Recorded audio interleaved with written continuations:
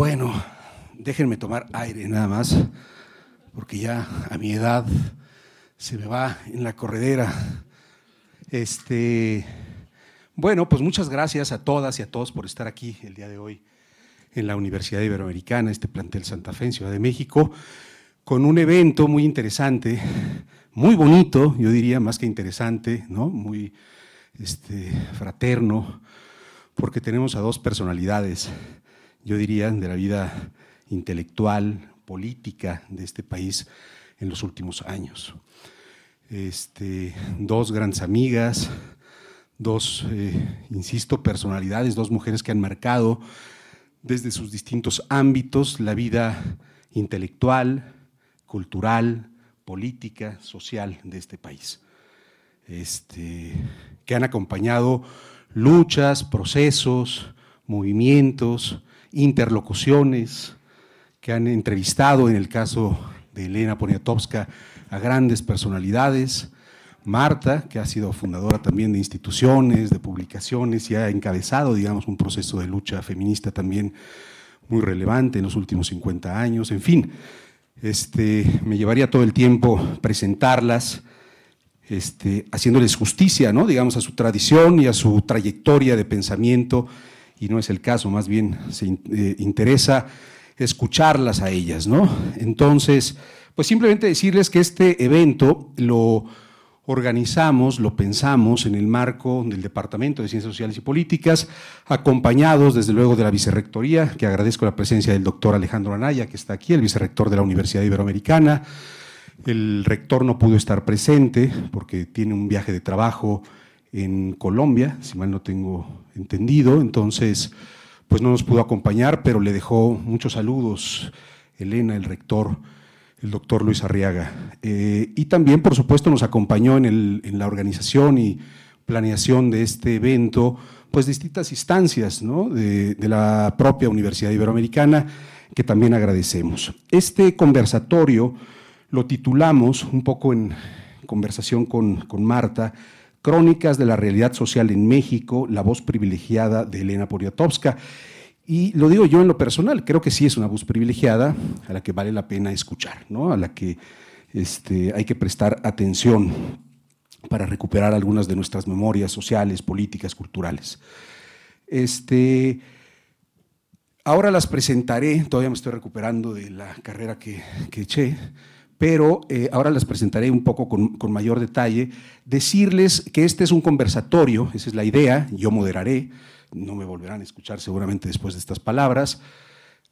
Escucharemos a Marta, a Elena, en una conversación libre, entre amigas, en donde Marta le planteará a Elena preguntas, dudas, y Elena tendrá también, por supuesto, toda la libertad de exponer el tema, vivencias, interlocuciones que ella considere oportuno, ¿no? Entonces, a eso las invitamos a las dos, ¿no? Para que se sientan en libertad en esta que es su casa, y conversen con total y absoluta libertad y más bien nos compartan eso, experiencias, ideas, reflexiones. Bueno, leo una semblanza primeramente de la doctora Marta Lamas. Rápidamente, ¿no? ¿Nada? ¿No? Bueno, entonces, a petición de las conversadoras, omitimos la lectura y la formalidad, lo cual me parece muy bien, ¿no? Creo que está muy bien. Creo que todas y todos conocemos, ¿no?, quiénes son tanto Marta Lamas como Elena Poniatowska, así que yo aquí me callo y les doy la palabra. Marta, Elena, nuevamente, muchísimas gracias por haber aceptado estar aquí con nosotros el día de hoy. Te comparto este micrófono, Marta, mejor. Gracias. Bueno, me da muchísimo gusto estar aquí. René, agradezco la invitación. Y yo recordaba, Elena, nos conocimos en casa. Bueno, yo sabía quién eras y te había leído y tú me habías visto pulular por ahí, pero realmente nos empezamos a tratar en casa de Alaí de Fopa, a mitad de los años 70. Tú tenías 44 años y yo 29, imagínense, y ahora tengo 76 y ella va a cumplir 92, o sea que es un tiempote. Y para preparar un poco, porque pues nos conocemos mucho, hay cosas que no le voy a preguntar, y hay cosas que sí le voy a preguntar. Y me volví a leer El amante polaco, los 2 tomos, saltándome toda la parte histórica de Polonia y centrándome mucho en lo que ella cuenta de su vida. Y el que hoy sea 3 de octubre me da pie para empezar con la página 218 que dice: el 2 de octubre de 1968, en la noche, sonó el teléfono. Los soldados están matando a la gente en Tlatelolco. María Alicia Martínez Medrano regresó del mitin en estado de shock. Carlitos, gritó toda la noche Margarita Nolasco buscando a su hijo entre los edificios. El 3 de octubre, a las 7 de la mañana, después de amamantar a Felipe, nacido 4 meses antes, fui a la Plaza de las 3 Culturas, cubierta por la neblina. ¿O eran cenizas? 2 tanques de guerra hacían guardia frente al edificio Nuevo León. Ni luz ni agua, solo vidrios rotos. Vi los zapatos tirados en las zanjas de los restos prehispánicos, las puertas de los elevadores perforadas por ráfagas de ametralladora, las ventanas, los aparadores de la tintorería, la papelería, la miscelánea hecha añicos y sangre encharcada casi negra en los adoquines de la plaza. Y pensé, esto es lo que ha de haber visto papá en la guerra. Una pareja con ojos perdidos y una cubeta en la mano hacía cola frente a una llave del agua. Desde ese momento empecé a recoger testimonios. Y yo quería, para mucha gente que a lo mejor no sabe de tu vida y de tu historia, la importancia que tuvo en tu vida la guerra, que es lo que te va a traer a México a los 10 años, ¿no? Imagínense, alguien, su lengua original es el francés y se convierte en la mejor escritora mexicana que tenemos, ¿no? Y que nos contaras un poco de tu papá, de tu mamá, tu sorpresa de enterarte que tu mamá era mexicana. Entonces, empecemos un poco para que compartas de dónde viene tu familia, esta mezcla y lo que fue la guerra, pues en la vida de tus padres y en la tuya, y que de alguna manera recuperas, para luego pasar a otros temas. Ay, Marta, bueno, me da mucho gusto verlos y estar aquí con ustedes. Y bueno, contarles que, bueno, nací en 1932 en París y descubrí a los 10 años, porque realmente no se hablaba de México, que mi mamá era mexicana. Hubo muchos mexicanos porfiristas que se fueron, yo creo, en tiempos de don Porfirio a Europa y a España algunos y otros a Francia. Entre ellos, pues se fue mi abuela, que habría de regresar a México y que vivían en Europa del dinero que les enviaban de sus haciendas. Había una hacienda que se llamaba La Llave en Querétaro, otra hacienda en Morelos, y el dinero los mandaba, por ejemplo, el jefe de los caballerangos, lo mandaba a Francia. Y mi madre, eso se inició, yo creo, antes de la Revolución Mexicana. Y mi madre en París conoció en un baile de una familia multimillonaria que eran los Rothschild, judíos.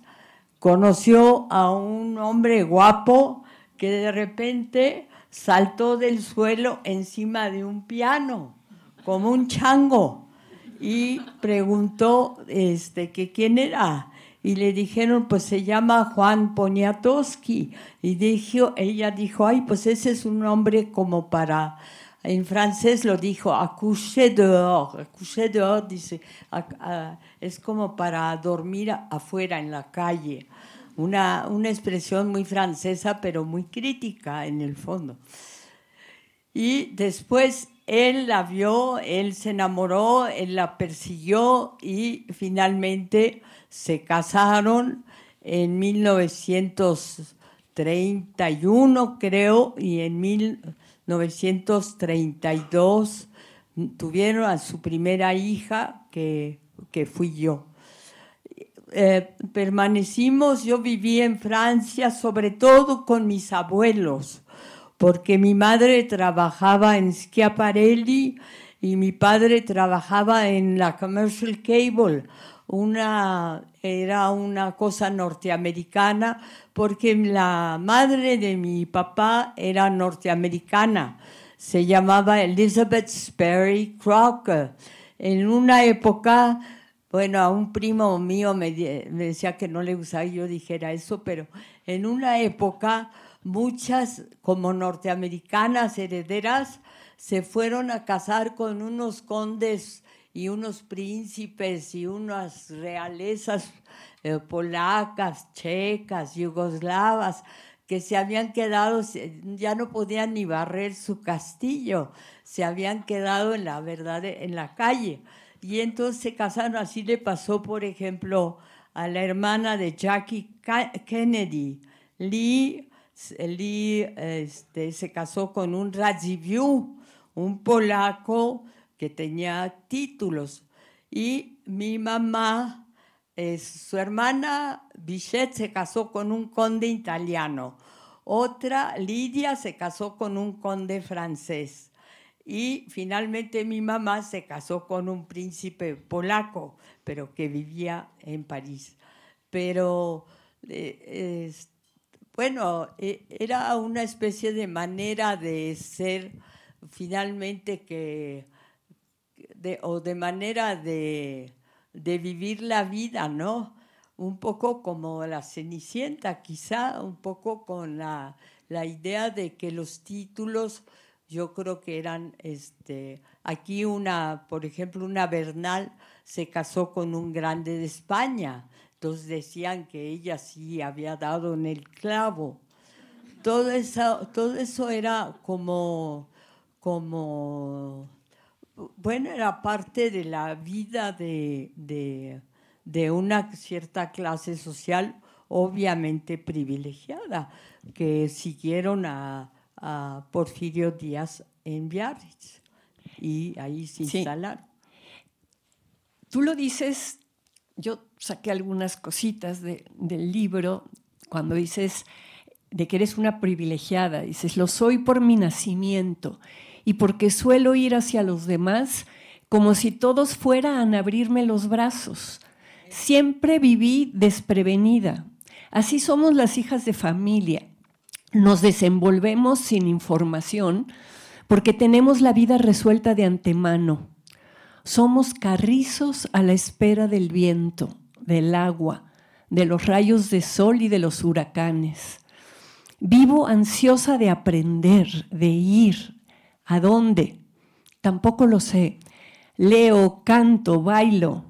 Claro que pienso casarme, vestido blanco, con velo de tul, lista de regalos en el Palacio de Hierro, qué preciosa boda, marido guapo, mesa bonita, cena deliciosa, champán, cine los sábados, misa los domingos y vacaciones, Acapulco, hijitos bonitos, escuela para güeritos, chofer.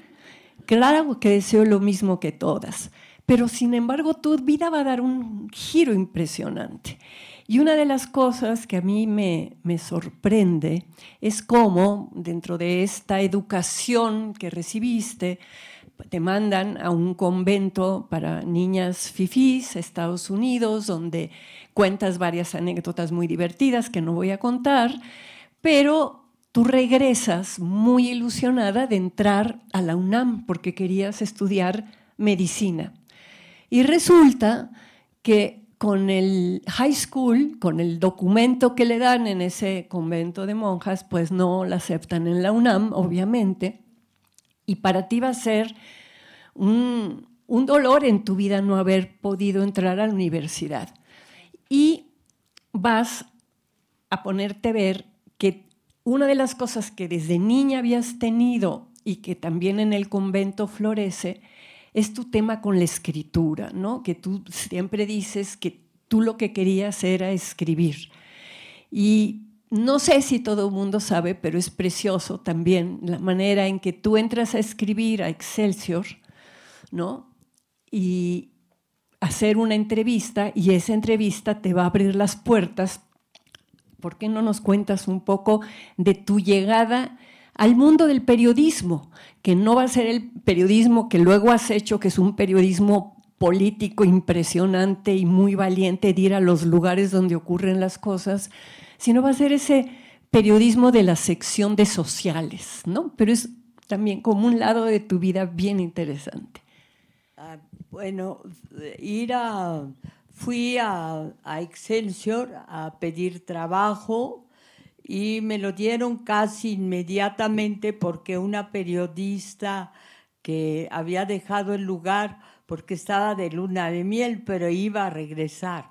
Y cuando regresaba, se llamaba ella Bambi Ana Cecilia Treviño, casada con Alberto Gironella, que es un gran pintor mexicano.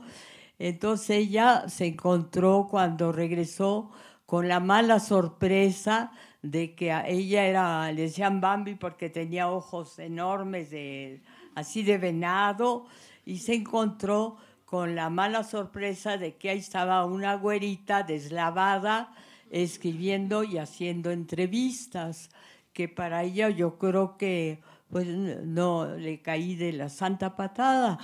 Pero después ya hubo después de cuando yo me cambié a otro periódico, fue ya una posibilidad de compañerismo y de amistad que no se dio al principio, pero que sí se dio cuando yo me cambié, cuando ya no estuve de rival suya en el periódico. En esa época se hacían secciones de sociales donde los políticos y también los aristócratas o los 300 y algunos más, que así se llamaban, pues exhibían a sus hijas casaderas, así como 1 kilo de jamón en un aparador, y salían los showers, que era una costumbre que creo que vino de Cuba, también de los Estados Unidos. Les daban una gran importancia incluso a niñas ricas, eran showers de latas de cocina o de por ejemplo, cosas para la mesa, en fin, cosas así que de todos modos les iban a regalar, porque en esa época, la época de Miguel Alemán, si te casabas y si tenías relaciones, pues te mandaban un Cadillac, que era lo de menos, un carrazo, o te mandaban servicios de té inmensos de plata de la casa Tane. En fin, los regalos se exhibían. Había toda una exposición después de la exhibición de los regalos, y si una familia había mandado un salerito, pues quedaba de la patada, porque sí era un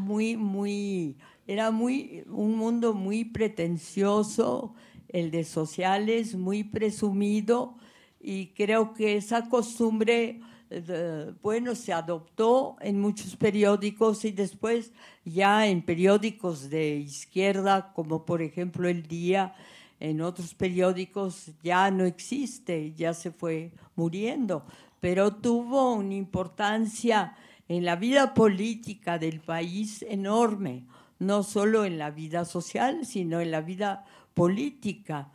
Todos los políticos querían que sus mujeres aparecieran en la sección de sociales. Y, por ejemplo, la esposa de un secretario de Hacienda, Ortiz Mena, que iba a un salón de belleza, dejaba de propina a la que le pintaba las uñas, le dejaba un centenario.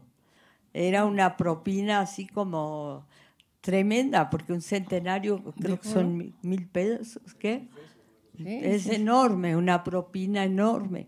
Entonces había ese esa exhibición de la riqueza, también esa exhibición de la belleza, esa exhibición de las carreras de caballos en el Jockey Club, en fin, de las cenas importantísimas y las reuniones de los políticos en restaurantes que ya no existen, y cada político pues hacía una vida social importantísima, casi tan importante como su vida política.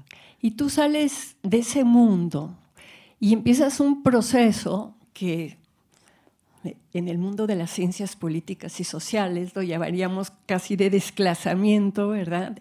De empezar a vivir la desigualdad en México. Hay una parte cuando cuentas un día que vas a llevar a Mane, a su hijo mayor, en Manuel, al Día de los Manueles, al Zócalo, y lo llevas con la empleada del hogar, con Magda, y se pasan la mañana muy divertidas, y cuando llegan a la casa, tú dices, Mane y yo nos sentamos a comer en la mesa, Magda se fue a la cocina.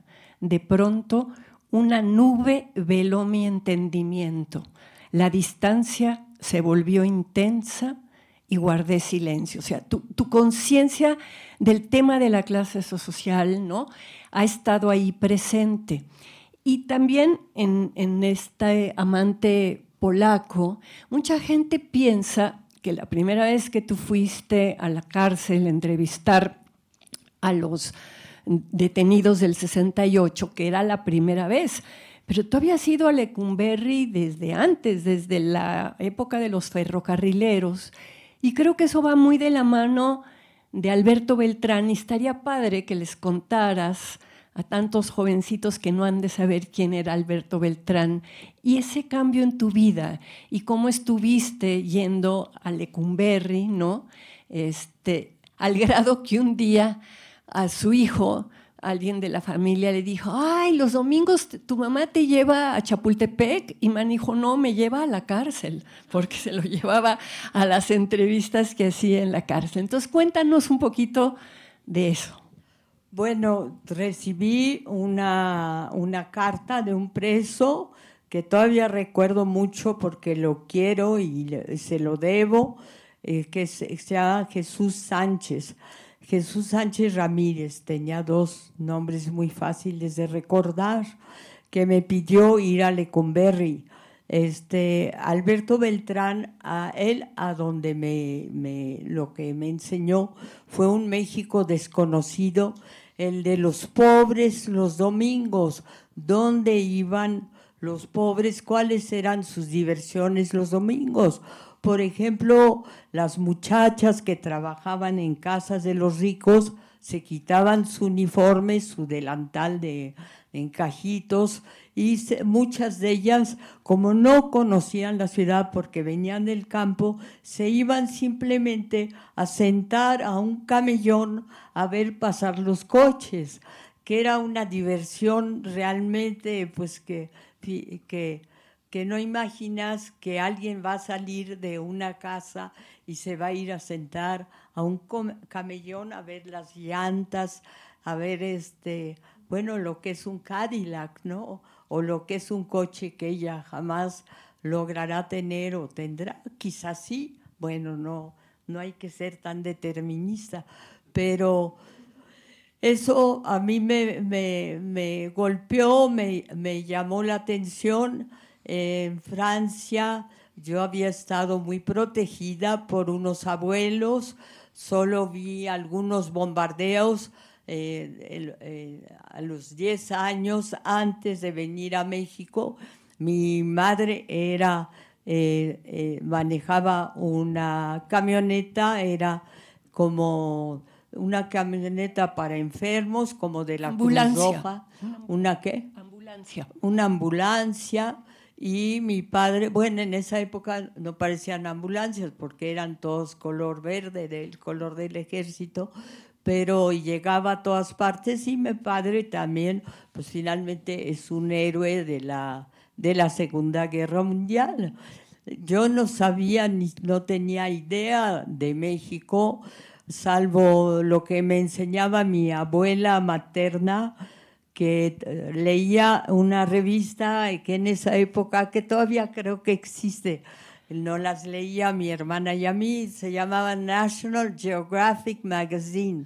Y en esa revista nos enseñó una vez unas negras que tenían los pechos que caían hasta las rodillas, tenían un hueso así atravesado en la cabeza, en fin, una cosa que a mí me asustó y nos decía, you see children, vean niñas, you see children, this is Mexico, porque mi papá se había casado con una mexicana, de las mexicanas de la época de Don Porfirio, bueno, posterior, ¿no?, que habían ido a escapar de la Revolución Mexicana, habían perdido sus haciendas y se habían ido a vivir a París. Y entonces esos son mis antecedentes inmediatos, y con esos antecedentes tomo un barco, bueno, yo no, mi mamá, tomamos un barco, mi hermana y yo, el Marqués de Comillas, y llegamos a Cuba. Nos fuimos un día a la playa y luego de allí ya tomamos un avión, un bimotor, y llegamos al aeropuerto de México, y antes se daba permiso de que los familiares estuvieran casi al pie del avión, era rarísimo, y vi mi abuela mexicana que amé mucho, pero me asustó porque la vi muy zancona. Tenía un vestido que a mí me pareció demasiado corto para una abuela, porque yo tenía una abuela muy clase, muy clásica, ¿no?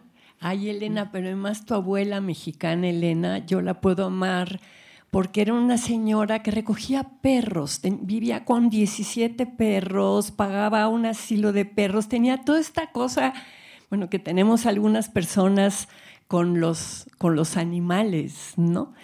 Pero yo quería que dieras el brinco de ese mundo, ¿no?, maravilloso, pero es un mundo de la alta sociedad, a cómo conoces a tu gran personaje, a Josefina, que luego va a ser la Jesusa de Hasta no verte, Jesús mío, y a ese mundo de los ferrocarrileros y ese mundo de la pobreza, que es lo que te va a ir radicalizando y politizando, ¿no?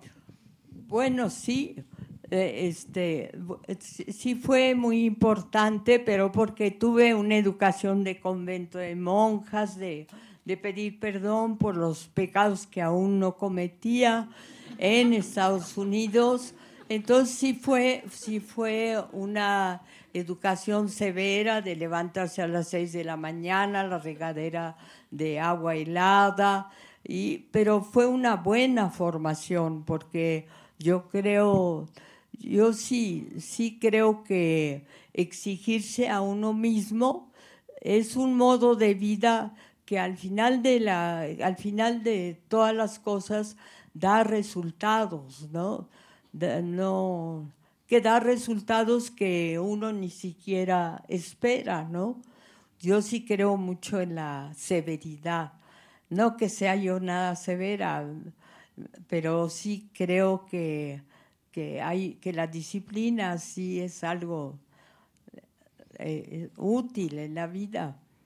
Entonces yo quería pertenecer a México y vi que podía hacer unas entrevistas. Fui al periódico Excelsior y dije que quería, y llevé una entrevista, y la llevé. Excelsior era muy pro norteamericano, muy lambiscón de Estados Unidos. En esa época estaba, bueno, era lógico, ¿no? Era normal. En esa época la Embajada de Estados Unidos estaba en la colonia Roma, en la colonia Juárez, en este tipo de lugares. Bueno, ahora está en la Reforma. Y a mi mamá, que era una señora que la invitaban por su apellido, por su título, la acompañé a un cóctel y estaba el embajador de Estados Unidos y le dijo, mi hija es es periodista, mentira, ella fue la mentirosa. Y le quiere hacer una entrevista, porque yo le dije, dile, mamá, dile, antes de que se vaya. Y era un viejo bueno, de pelo blanco, y me dijo, good child, me hizo así. Let her come to my office tomorrow. Y así se inició una carrera. Fui, Excelsior era muy pro gringo. Hice una entrevista de lo más idiota que puedan imaginarse, sin ninguna preparación, dependiendo solo de la generosidad, la bondad del bueno, también yo caía bien porque era una niña bonita, ¿no? Una niña bien. Entonces llegó, ya se publicó, y el director, que la traía contra otra periodista porque lo había abandonado, me dijo, tráigame otra mañana, tráigame otra, así como una orden. Y fue un aterror.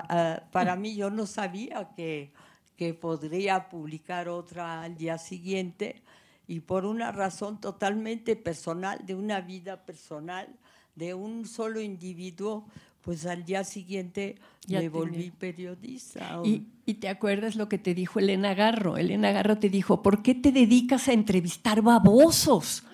¿No? Y hubo un momento en donde, aparte de entrevistar babosos o no, empezaste, pues, a sacar tu talento, ¿no? Lilus Kikus, tu primer libro de cuentos. Pero lo de Elena Garro no era posible. Allí es un poco, quizá lo dijo porque estaba peleada con su marido Octavio Paz, que no era ningún baboso. No, ella tildaba de babosos a quienes ella quería considerar babosos, ¿no? Porque en el periódico no podían publicar, no publicaban aún Don Nadie, no se hacía entrevistas en la calle, lo cual a mí me parecía una injusticia. No aparecía un plomero, no aparecía un limpiabotas, o como se llame, un señor que le saca brillo a los zapatos.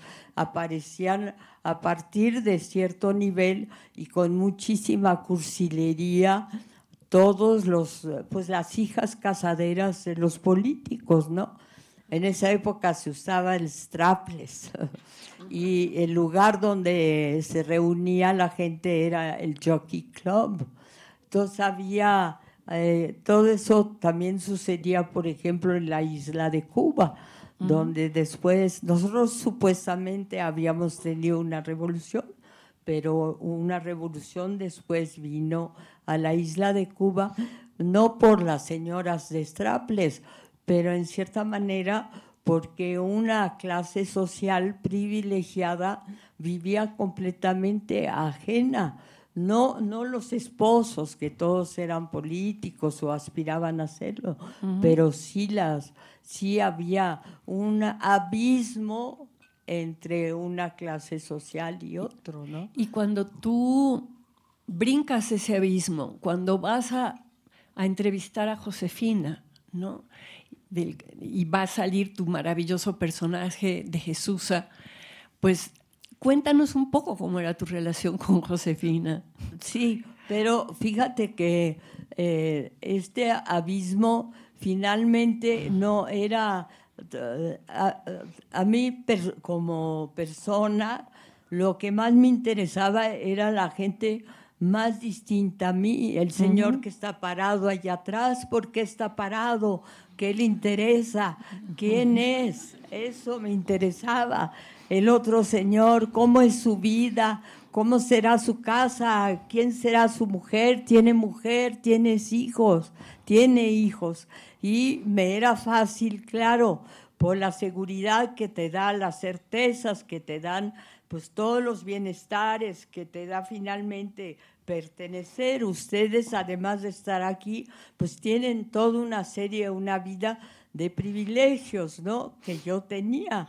Entonces esos privilegios me permitieron a mí acercarme y preguntar, oye, ¿a qué horas te levantas? ¿Cómo tienes hijos? ¿Quién es tu mujer? Y es lo que empecé a hacer.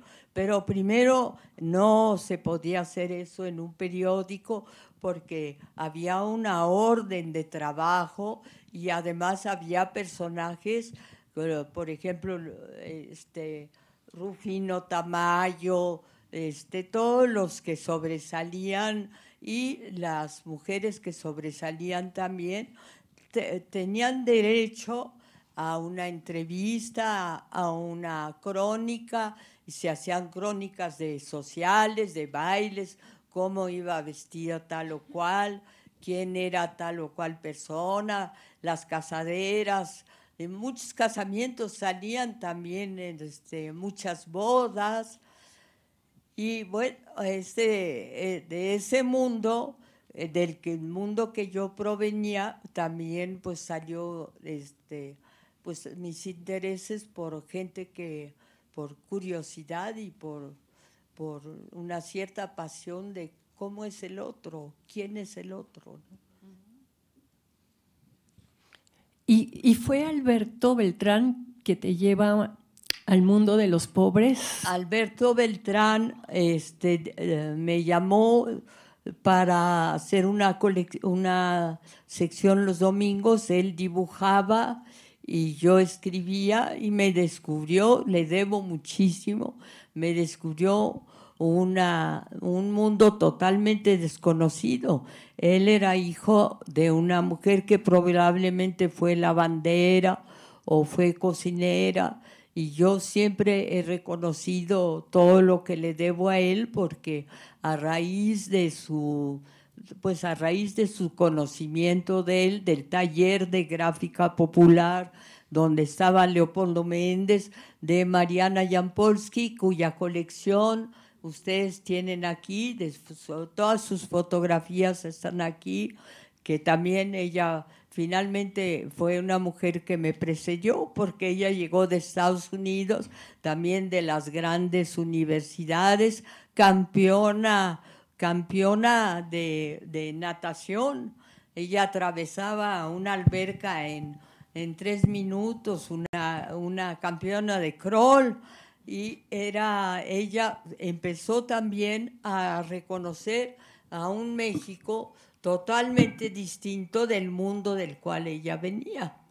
Y todo eso pues es un desclasamiento, como se llama, pero un desclasamiento que finalmente es un regalo del cielo, porque es la posibilidad de ir hacia el que es totalmente distinto a lo que tú eres. Y yo creo que porque uno se conoce muy pronto, se sabe muy pronto, se quiere o se desquiere también muy pronto, y eso te hace ir hacia otro que puede ser en el fondo, socialmente, políticamente también, te puede enseñar todo lo que de ti te disgusta, ¿no? O todo lo que de ti te lo sabes de memoria. Saberse de memoria a uno es el contrario del psicoanálisis, ¿no? Yo no creo en el psicoanálisis mucho, ni soy buena, porque nunca sé qué decirle al psicoanálisis. Elena, déjame preguntarte algo que yo sé que seguramente te lo han preguntado muchas veces, porque es un trabajo icónico, ¿no? El de La Noche de Tlatelolco. ¿Qué representa para ti ese libro? Además, en un momento se publica en 1971, a solo 3 años. 78. La Noche de Tlatelolco en el 71, ¿no? Se publica originalmente, 71, ¿no? Sí. 71. ¿Y qué representó para ti ese trabajo? Digamos que era, una reflexión, unas crónicas sobre un acontecimiento del que finalmente el poder no permitía que se hablara, ¿no? Abiertamente a la sociedad. Cuéntanos un poco de anécdotas que tengas alrededor de ese texto y lo que representa para ti en tu carrera literaria. Bueno, el primer momento cuando al día siguiente abrí el periódico, recuerdo mi esposo estaba escandalizado, dijo hijos de la chingada, y me quedé muy sorprendida porque él no decía grosería, nunca las dijo, y menos antes del desayuno, ¿no? Y cuando oí que decía que decía eso, luego me precipité y unas amigas, María Alicia Martínez Medrano, Margarita Noyola, me dijeron, pero eso fue la noche anterior, yo le dije, oye Guillermo, yo creo que hay algo que pasó grave. Y entonces me dijeron que fuera yo a Tlatelolco. Fui a las 6 de la mañana porque estaba yo amamantando a un hijo y vi todos los... Vi, tengo que decirlo, un soldado que decía, pásame al niño, no sé cuánto tiempo nos vayan a tener aquí, estaba en un teléfono público, no sé, quiero ir al niño. Entonces también me dio la idea, estaba todo Tlatelolco lleno de tanques de guerra, de soldados con casco, y de todos modos, pues ese soldado con su casco, hablando por teléfono, pues me dio la dimensión de, bueno, de que también los soldados podrían, para ellos podría ser, no un problema que los hubieran acuartelado en Tlatelolco. Recorrí lo más rápido que pude las tintorerías con los vidrios rotos, las misceláneas con los vidrios rotos. Lo que más me impresionó fueron los balazos en las puertas de los elevadores que estaban perforadas y la cantidad de vidrios, y en las fosas, porque Tlatelolco tiene toda una parte arqueológica, había cantidad de zapatos de tacones de mujeres. Eso fue de mujer, obviamente en su carrera salieron, se perdieron sus zapatos. Entonces me dio la dimensión de algo que había pasado, que tenía que indagarse, que tenía que saberse más de eso, y empecé a ir a los campos militares, a esperar en la puerta porque no me dejaban pasar, y eso nunca dejan pasar, no hay ninguna salida a eso, ninguna otra posibilidad.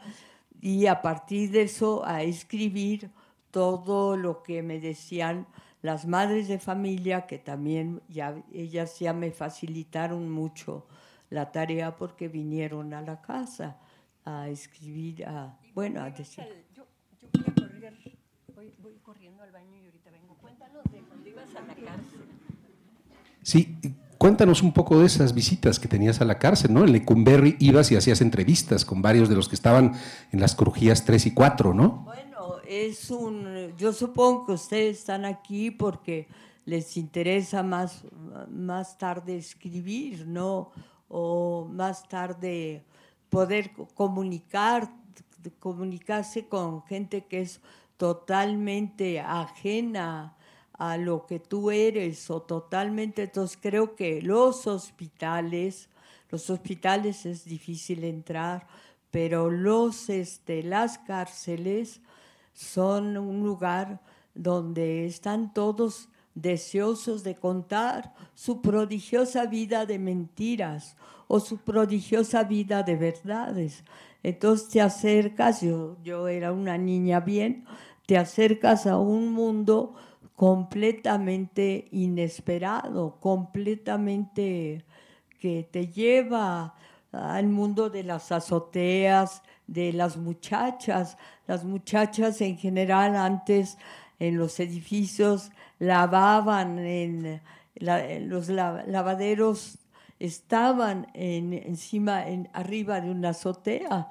Entonces, oír lo que cantaban, ahí echaban afuera todas sus pasiones. Yo me acuerdo de una muchacha cantando, regálame esta noche, así como si se fuera a tragar a un león, a un señor. Todas sus pasiones, su vientre recargado contra el lavadero y, ¡ay, regálame esta noche! Y yo decía, pero ¿cuánta pasión hay? Yo nunca he visto una niña bien que saque lo que trae adentro como lo está sacando esta muchacha, que ahorita va a bajar a servir la mesa y lo va a hacer muy bien, bla, bla, bla, así. Entonces decía, este es un mundo de veras, es es el México que a mí más me interesa, ¿no? ¿Y a qué personajes de los que entrevistaste en Lecumberri te quedó más grabado en la memoria? Bueno, Demetrio Vallejo, un líder ferrocarrilero, chaparrito, que logró paralizar, ¿no? Todas las locomotoras se detuvieron en los rieles a su mando, es decir, porque él supo paralizar al país en una gran huelga ferrocarrilera, y otros líderes estudiantiles con quienes hablé, Raúl Álvarez Garín, Gilberto Guevara Niebla, y mujeres, la Tita, que era muy, muy gordita y que no podía saltar las bardas ni escapar de los soldados, y la Nacha, ¿no? Otra líder. Entonces fue entrar a un mundo contestatario que sabía decir que no, y ese saber decir que no me pareció también muy importante dentro de lo que era las reglas de la política mexicana, las reglas de los presidentes que finalmente pues trataban un poco al país como su posesión, ¿no? Como que México les pertenecía. A partir de Miguel Alemán, yo sí tuve ya de Manuel Ávila Camacho también, que fue anterior a Miguel Alemán. Yo vi cómo, sentí o entendí que los políticos, a través de la cursilería y del dinero, le hacían, por ejemplo, showers a sus hijas o chubascos de regalos, y les regalaban, les digo, de cosas completamente desproporcionadas, y a mí me parecieron hasta ofensivas, ¿no? Elena, y de 68, o sea, tú vas a ser muy amiga de uno de los personajes más políticos que hemos tenido, que es Carlos Monsiváis. Carlos regresa de Inglaterra. Algún día vas a publicar esas cartas que te mandaba desde Inglaterra, donde tú lo has querido mucho y que has sido una figura que contigo hicieron muchas intervenciones políticas. Después del 68, pues vienen los 70s, va a empezar esta segunda ola del movimiento feminista. Tú vas a estar desde el mero principio, desde que Marta Acevedo publica su largo reportaje. Tú vas a hacer la introducción de ese largo reportaje en el suplemento de la revista Siempre. Vas a ver a ese grupo de locas que se organizan para ir al Monumento a la Madre para criticar el que 364 días del año el trabajo de cuidado caiga sobre las madres, ¿no? Y finalmente vas a ser una de las integrantes de la revista FEM por Alaí de Fopa, con quien tú ya tenías desde antes una relación. Háblanos un poquito de tu acercamiento al feminismo. Al principio tú decías, yo no soy feminista, pero me preocupa lo que le pase a las mujeres. Y con el tiempo, pues te has ido como clavando más. Muchas de tus novelas son sobre figuras de novelas, ¿no? Tina Modotti, Leonora Carrington, Guadalupe, ¿no? O sea, esa parte tuya, ya a partir de esta segunda ola del feminismo, ¿cómo la recuerdas? ¿Qué cosas de esa época o de la de ahora que te gustan mucho las chicas jóvenes, ¿no? En la calle con sus caras todas pintadas y sus pañuelos verdes, ¿no? Has estado muy cerca. Cuando el gran temblor de 85, ¿no? O el sector más afectado fue el de las costureras, y las feministas nos dividimos en dos grupos, unas que queríamos que las costureras hicieran una cooperativa y otras que querían que hicieran un sindicato, ¿no? Y estaba llegando muchísimos donativos para las costureras, y todas las feministas fuimos a buscar a Elena Poniatowska y decirle, la única persona de la que nadie duda que no se va a quedar con un quinto eres tú. Tú tienes que ser la tesorera del Comité Feminista de Solidaridad. Ese va a ser tu primer puesto feminista, por decente, pues, ¿no? Y de ahí va a surgir tu gran amistad con Evangelina Corona. Tienes mucho que contar de feminismo. No sé, yo sé que aquí en la Ibero hay muchas feministas. Estaría padre cualquiera de estas cosas, de FEM, del Comité Feminista de Solidaridad, de Evangelina. Sí, fíjate que cuando yo oí a una lavandera en un techo hablar, y la oí, estaba hablando con otra lavandera, y lo que ella decía, la fuerza con la que lo decía, ella se llamaba, le puse Jesús Apalancares, pero en realidad se llamaba Josefina Borges, y ella, no sabes cómo me llegó lo que ella decía, la fuerza con la que lo decía, y también lo que decía. Entonces fui, me le acerqué y le dije que yo quería irla a ver a su casa, donde ella estuviera. Ella vivía casi en Pachuca, lo más lejos posible de su trabajo. Entonces me dio cita, bueno, me permitió que la visitara, y no sabes, para mí fue un aprendizaje, también un acto de amor de ella, también porque una vez no llegué o llegué tardísimo y la vi parada en la esquina, así como un pequeño faro, y ya tenía una hora de pie.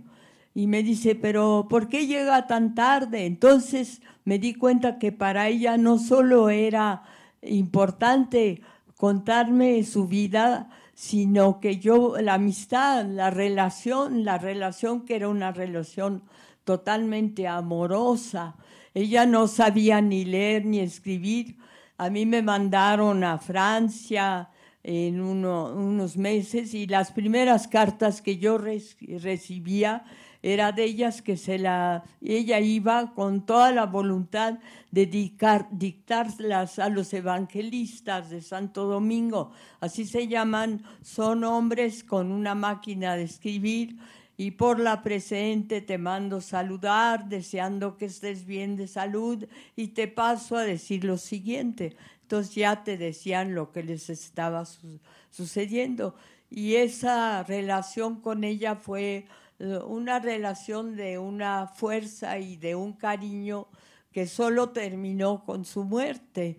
Y además una muerte, ella no cambió su vida, yo no la cambié para nada. Y ella no cambió su vida, siguió siendo el precipicio que había entre una y otra, que yo hubiera querido adelgazar o bajar, no se logró, no se hizo. Pero también a raíz de ella vivía cerca de la cárcel preventiva de Lecumberri, y empecé a ir a ver a los presos, porque uno de ellos, un preso homosexual, me dijo que quería que yo fuera a verlo, y lo fui a ver, respondí de inmediato y me dijo cómo entrar, era muy largo, muy difícil entrar. ¿A qué entrabas?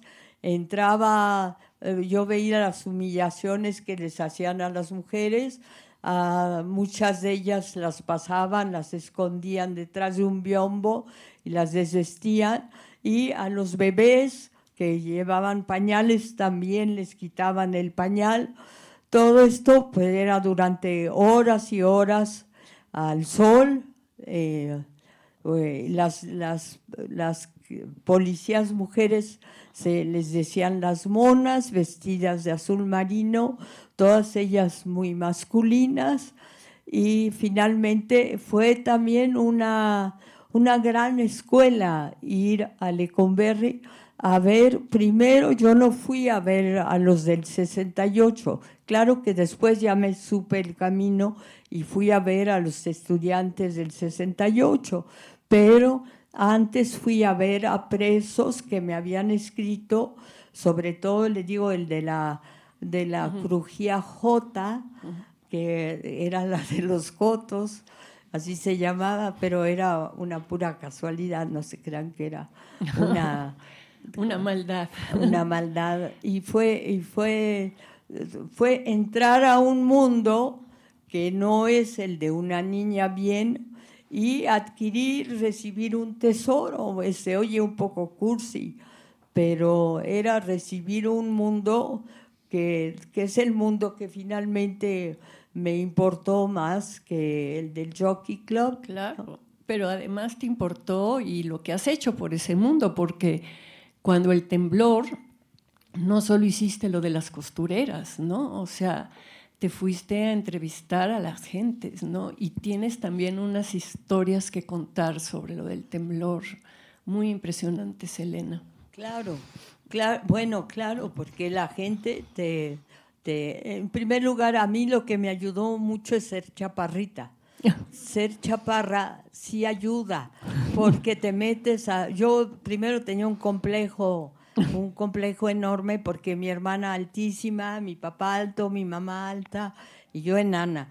Pero lo que sí me ayudó es que no me veían, podía entrar a donde quiera, podía colarme en donde fuera. Entonces, finalmente, pues lo tomo como una bendición, de que era fácil no pasar a todas partes.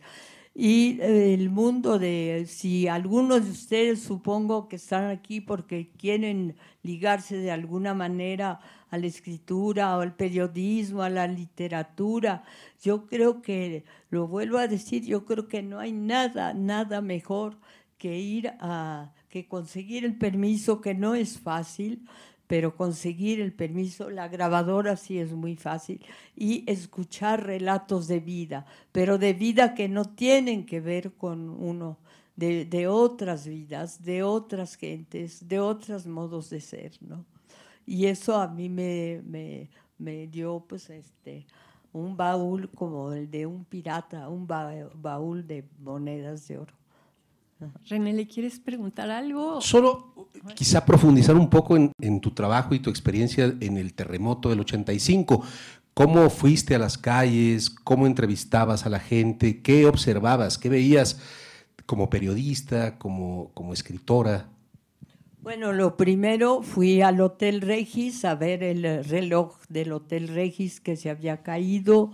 Fui a la calle y empecé a caminar por las calles, y todos los días del terremoto, todas las mañanas salía yo a caminar. Me fui, recuerdo mucho, a la avenida Ámsterdam y caminaba en las calles y hablaba con la gente. Y luego la gente, mucha gente también, toda la gente de Tlatelolco, que fue muy dañado, que se perdieron todos los pisos altos del edificio Nuevo León, uno de los edificios principales. Se corrió la voz y entonces venían a platicarme y en cierta manera a llorar, ¿no? En cierta manera a decir: miren, yo perdí esto, perdí lo otro, y luego tenían un gran coraje contra los arquitectos.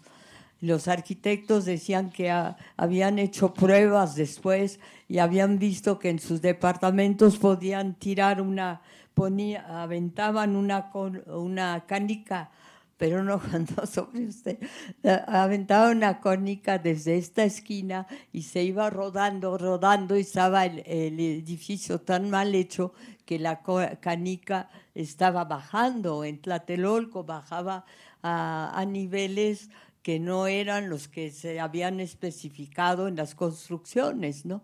Entonces hubo de veras movimientos en contra de quienes habían construido los edificios en Tlatelolco, en los que también pues, yo recogí las críticas de los que perdieron pues lo peor, no solo el edificio, no solo su departamento, sino un ser humano, ¿no? Un ser querido. Y fue también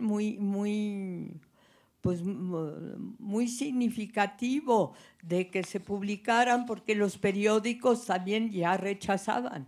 Los periódicos en general dan las noticias de una tragedia al día siguiente, pero no le dan seguimiento. Nunca, no se vuelve a hablar de eso.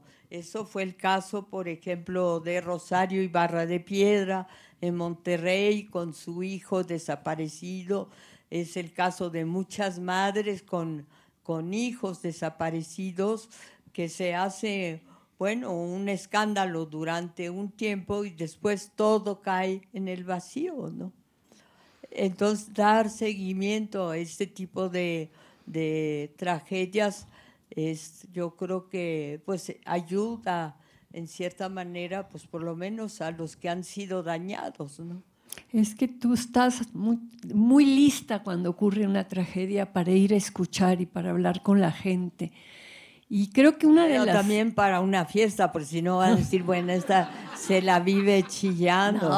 No te la vives chillando. A quién le va eres mucho más parrandera que yo, te gustan mucho más las fiestas que yo, pero sí tienes algo que a mí me parece que por eso muchas personas nos enganchamos con tu escritura, y es que tú hablas desde tu propia herida, desde cosas que a ti te duelen, y entonces se hace un vínculo muy especial con tus lectores. Yo estuve sacando algunas frasecitas del amante polaco, ¿no? Cuando tú dices, yo caí hasta el fondo del pozo y nunca he dejado de caer. Luego dices, sigo escribiendo porque no tengo otro camino. O sea, tú sigues publicando tus entrevistas y tus artículos el domingo en La Jornada a tus 91 años, ya casi, ya entrada en 92, como se dice, ¿no? Y dices, estoy trepada en una locomotora sin saber a qué estación llegar, ¿no? Y te haces unas preguntas muy duras que yo creo que muchas de tus lectoras y lectores también nos hacemos. A mí me toca mucho cuando tú te preguntas cómo se salva a un hijo, cómo se salva a un país, ¿no? Y dudas, y dices, y vuelves sobre las cosas, ¿no? Y hay veces que me da la impresión como que no te das cuenta de lo que es tu propia obra. En El amante polaco también hay una parte donde muy al final dices que te sientes envuelta en un sudario de letritas y tu pregunta es, ¿me han hecho feliz? ¿Hice a alguien feliz con ellas? Y yo les pregunto a ustedes, ¿algunos de ustedes fueron felices leyendo Elena Poniatowska para que ella se entere de que ha hecho feliz a mucha gente con sus letritas, ¿no? No sé cómo ves, René, si habría algunas preguntas así muy concretas de sus fans, del público. Sí, adelante, abrimos un poco. Elena, ¿estás de acuerdo, no? En que abramos un poco la conversación con los asistentes, así que quien quiera hacerle alguna pregunta, adelante. Pasen nada más aquí adelante, por favor. Aquí adelante por el micrófono, por favor. Pues toda mi admiración para ti, Elena. Pensaba justo en las mujeres, en las que te han marcado, en las que han marcado nuestra historia, y pues tú llevas presenciando casi un siglo de la evolución del movimiento feminista y los feminismos y las mujeres. Entonces me gustaría preguntarte qué piensas de la mujer hoy en México, de las conquistas que hemos logrado, cómo te asumes hoy en ese sentido, ¿no? En ese movimiento, y cómo te ves tú hoy como mujer en este México. Bueno, mi respuesta está aquí sentada, porque yo pedí no estar sola, pedir estar con Marta Lamas, porque admiro lo que ella ha logrado, lo que ella ha hecho por encima de su situación personal. Me parece el preocuparse, bueno, es fea la palabra preocuparse, pero el comprometerse tan profundamente con otras mujeres, y mujeres de todo tipo, y mujeres altas, chaparras, ricas, pobres, todo eso a mí me conmueve, me conmovió, y no puedo más que yo me levanto en la mañana y siempre siento el deseo de de rendirle un homenaje a Marta No, pero- Lamas. Se oye un poco cursi. Se oye horriblemente cursi, pero además en el libro te quejas horrible de mí, que soy una mandona, que te mandé a Tijuana a entrevistar a Paulina para lo del aborto. Sí, sí, a mí me mandó a un tema, ese tema, el del aborto, y el tema, yo tengo una formación, fui Girl Scout, fui así todo el día, pedía perdón, pero y me mandó a entrevistar o a hablar a hacer todo un libro sobre una niña Paulina, además en Tijuana, allá a un motel y a ver a una familia ay, ya, no, yo no quiero hablar de Bueno, eso. no hablemos de eso, pero te digo, no estamos aquí para hablar. O sea, tú has acompañado muchas de las luchas y de las causas del feminismo. Algunas te hemos doblado la manita y te hemos obligado, y otras te han salido espontáneamente, ¿no? Y tienes además ahorita nietas jóvenes que están muy feministas también. Así que tú habías levantado también la mano. ¿Quién? ¿Sí? A ver.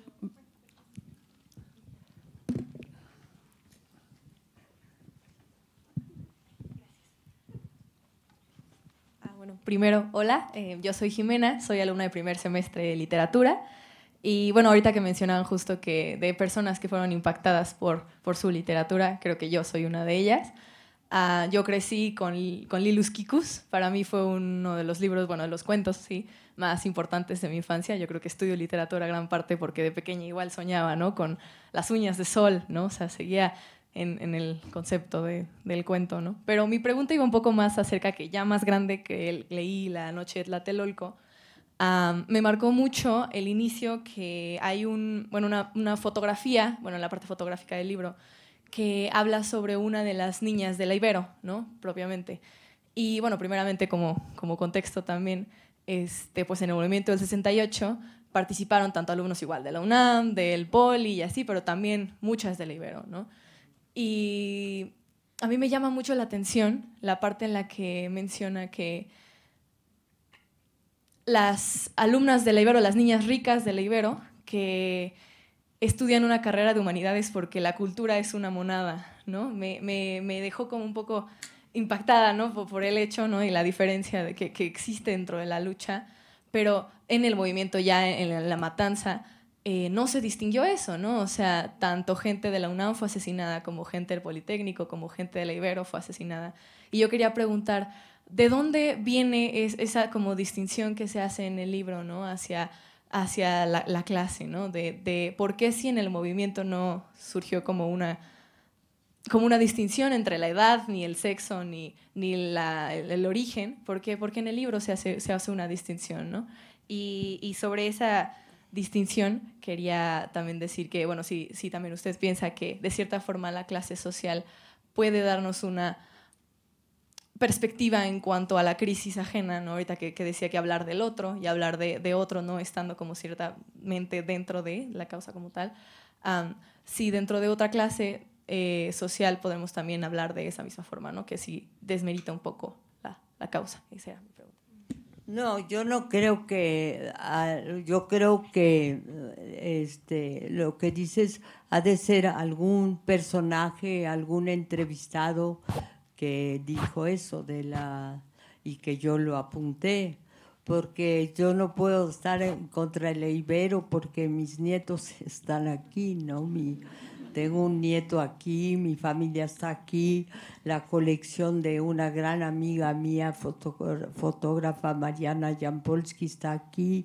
Yo he venido antes a la Ibero con otros públicos, invitada en el 68. Yo conocí muy bien al padre Pardinas, que fue uno de los fundadores de la Ibero hace 40 años o 50. Conocí a la Ibero cuando estaba en el sur, cerca de Coyoacán. Entonces yo creo que no es un juicio mío, es simplemente añadir ahora de que las niñas bien sí han sido satanizadas, es verdad, Guadalupe Loaesa, cuando hizo su libro, también lo evidencia, ¿no? De que la niña que ve a la pobreza como, pues como, no un pasatiempo, pero como algo que es fácil de resolver cuando no lo es, ¿no? Es no sé, es un tema que a mí me duele, que no creo saber tratar bien, que creo que no sé hablar bien de él, o no lo sé ni siquiera para mí. Allá atrás. Pero sí soy muy crítica, sí sé que tengo mucha inclinación a la crítica, ¿no? A la crítica de Niña Bien. Porque es una crítica también masoquista a mí misma. Elena, buenas tardes. Con profunda admiración y respeto, no quiero perder la oportunidad de pedirte un consejo que nos puedas dar a las personas que nos asumimos como feministas. Retomaba ya la primera participación de cómo la riqueza seguramente que debes de tener en ese sentido al experimentar pues todos estos cambios que has podido ver, y retomo también, ahora recordaba un poco a Marta Lamas en Dolor y Política, en donde nos dice que el movimiento feminista estamos enfrentando pues ciertas dificultades para conversar con el otro, ¿no? Para conversar con posturas adversarias, y en ese sentido quisiera pedirte tu consejo, o sea, ¿cómo podemos hacer, ¿no?, para escuchar al otro? Tú, creo que durante toda tu experiencia, si algo creo que has sabido hacer muy bien es siempre sentarte con la otredad, ¿no?, escuchar al otro. Entonces, pues eso es lo que yo quisiera pedirte. Gracias. Escuchar y tomar nota. Yo sí quisiera pasarle esta pregunta a Marta Lamas, porque yo no me puedo salir, no, es muy difícil para mí salirme de la tarea que me he impuesto, no sé si me la he impuesto o que es de la vocación que tengo hace desde 21 años de escuchar, ¿no? Escuchar a partir de mi propia realidad. Entonces yo creo que esta pregunta es para Marta. Pero yo puedo contar un chisme de cuando te conocí más, de cuando te traté más en casa de Alaíde.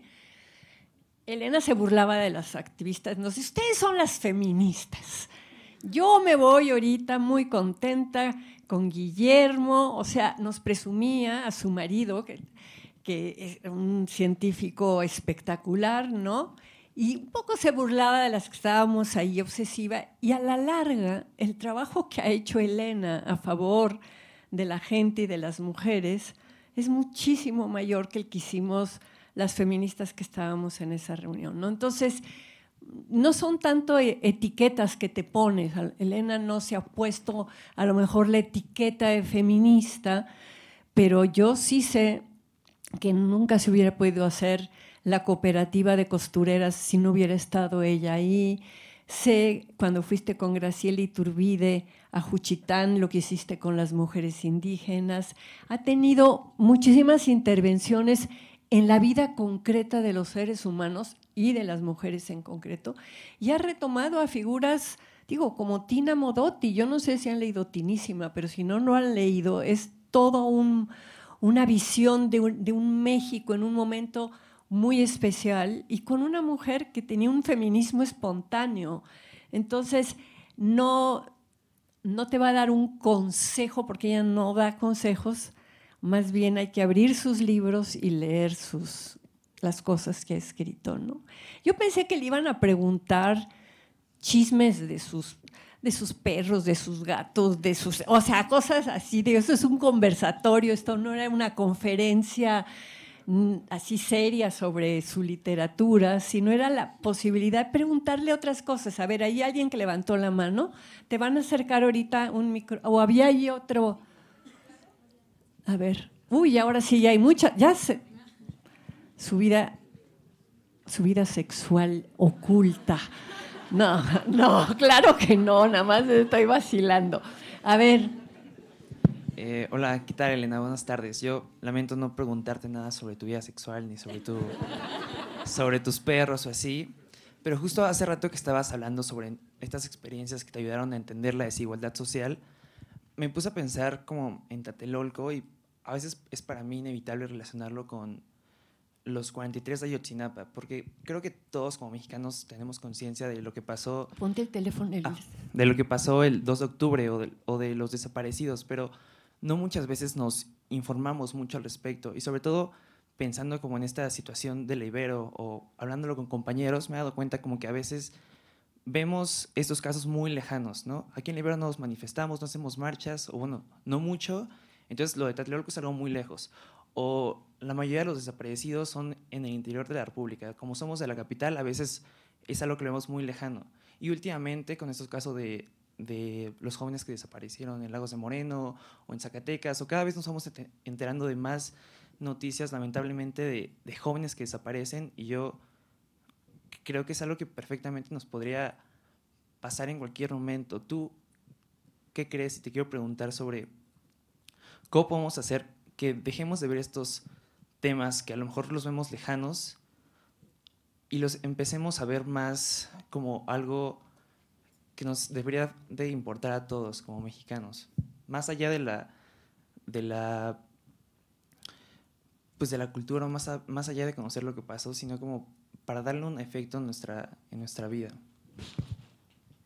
Bueno, yo no creo que, yo les puedo contar que cuando hubo la huelga en el Zócalo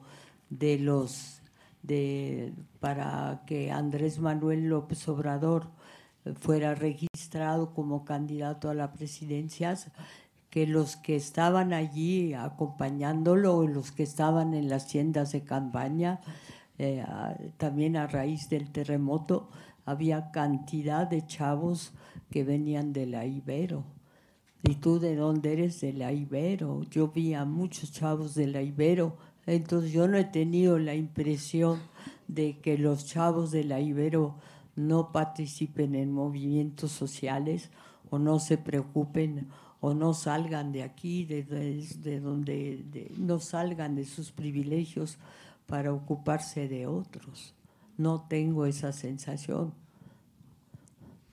Sí, había otra. Sí, ahí se van a pasar el micrófono. Sí. Hola, yo soy Isabel, estudio 7º semestre de Relaciones Internacionales y bueno, tratando más bien de aligerar un poco el conversatorio, voy a cambiarte mi pregunta y quisiera saber a qué recuerdos te remites tú cuando quieres encontrar un poco de luz dentro de la bruma, que puede ser el hacer crítica social y el dedicarte a narrar los hechos más duros que hemos vivido como país. ¿A qué recuerdos? ¿Personales? Sí. ¿O imágenes? Cosas que te den felicidad después de narrar o vivir estos momentos tan trágicos que... Bueno, obviamente me da felicidad la amistad, me da felicidad la compañía, me da felicidad obviamente la relación amorosa, ¿no? Es como cualquiera, ¿no? Me da muchísimo, siento mucha cercanía por ejemplo, con mi padre que estuvo en la Guerra Mundial y que pues supo lo que era la derrota y también vino a México sin hablar español y luego aprendió a huevo, a fuerzas, ¿no? Y eso me conmovió, ese esfuerzo de un hombre ya de más de 40 años hablando español, y le ayudaba, escribíamos muy señor mío, por la presente le deseo, bla, bla, bla. Y yo le ayudaba a escribir las cartas que él necesitaba, porque aquí se metió a hacer un laboratorio, que naturalmente un laboratorio médico que fracasó, y también yo creo muchísimo en el esfuerzo, ¿no? Creo muchísimo, pues creo mucho en la disciplina. Si le pedía a Marta Lamas que me acompañara es porque creo que su vida es un ejemplo de disciplina, de fuerza y de algo que a lo mejor les va a sonar muy cursi, pero de una gran pureza. No sexual, pureza de la otra, de la existencial, por favor. Bueno, espérense. A ver, ¿le pasas el micrófono a ella que estaba? Ah, ya lo tienes. Hola, yo soy Luzmila, también estoy estudiando Relaciones Internacionales en 7º semestre y creo que mi pregunta va un poco más enfocada hacia un ámbito muy personal. Yo quiero saber por qué empezaste a escribir. O sea, ¿qué fue lo que te movió a que tu vida entera se convirtiera en historias, en palabras, en relatos? Porque no es una carrera que uno toma de forma sencilla y creo que no es una carrera que uno escoja, es como algo que te toca. Bueno, yo tenía desde mi idioma materno es el francés. Me mandaron a estudiar a Estados Unidos, a Filadelfia. Entonces mi segundo idioma fue el inglés y el español.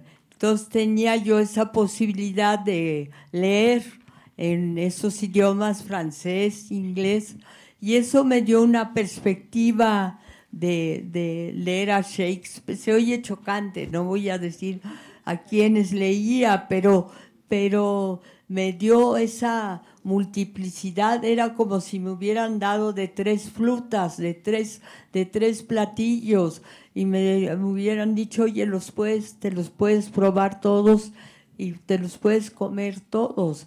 Entonces, finalmente, yo soy una persona que he tenido una gran fortuna, y la de otra fortuna grande es que me gusta leer, me gusta estudiar, me gusta todo lo que tenga que ver finalmente con la pintura. Me gustó mucho tratar a Diego Rivera, tratar a los miembros del taller de gráfica popular. Bueno, a Diego Rivera, además, en mi casa lo odiaban porque pintó encuerada a mi tía Pita Amor. Mi nombre materno es Amor. Entonces, todo eso, toda esa riqueza, por ejemplo, amar, de veras amé, y él también me decía la muchacha de la leña, porque siempre tenía frío y yo compraba leña, le llevaba leña para su chimenea. Amé muchísimo a Luis Buñuel. Y podía hablarle y podía irlo a ver y podía caerle, ¿no? Amé también muchísimo a alguien que ambos amamos, que fue Carlos Monsiváis, y finalmente a los entrevistados, toda la gente que me pude acercar, siempre me dieron algo, me lo devolvían, porque decían, bueno, me veían chiquita, simpática, me decían, oye, te invito a comer. Y entonces era una posibilidad de ser amiga de Carlos Fuentes, que apenas me llevaba 3 o 4 o 5 años, ¿no? Amiga de gente que estaba llena de felicidad, de gusto por todo lo que iba a hacer en la vida, ¿no? Ahorita misma pienso de veras con gran tristeza en la desaparición, en la muerte de Carlos Fuentes, porque creo que murió antes de tiempo, ¿no? Se enfermó. Siento también tristeza por el pleito, el distanciamiento tan horrible. A mí me pareció horrible entre Paz, que nunca supo descolgar un teléfono y llamar a Carlos Fuentes. Entre Paz y Fuentes creo que fue nefasto para la literatura de nuestro país. Creo que fue pinche, esa es la palabra, pinche de parte de pinche en contra de Carlos Fuentes. Elena, pero la pregunta, que te fuiste por las ramas muy bien, es que tú siempre quisiste escribir. En esta escuela en Pensilvania hiciste un periodiquito y escribías. No, pero yo colaboré y todo, pero claro, sí, de gusanito de la escritura. Escribir, sí, bueno, escribir sentía que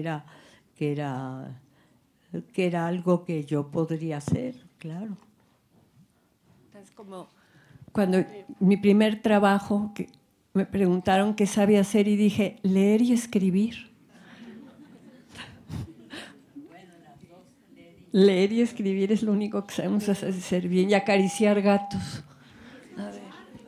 Aquí te... Importantísimo. A ver, allá atrás. Hola Elena, mucho gusto. Soy Alejandra Ramos, estudio comunicación en el 5º semestre y te hago esta pregunta soy una fanática tuya y también como periodista en formación. Te quiero preguntar cómo es que podemos hacer periodismo que trascienda, porque siento que tus historias y bueno, tus textos van a estar con nosotros, muy, muy cerca de nosotros por muchísimo tiempo, por muchos años. Y pues sí, justo cómo podemos hacer textos que nos trasciendan y que este oficio y nuestra pluma, pues lo pongamos al servicio de otros más allá que solo informar, ¿sabes? Esa es mi pregunta, básicamente.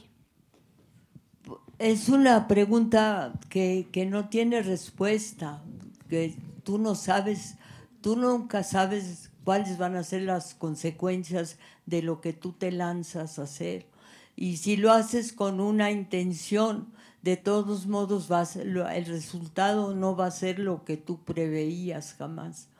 O lo que yo creo que uno se lanza es lanzarse al agua, es un clavado.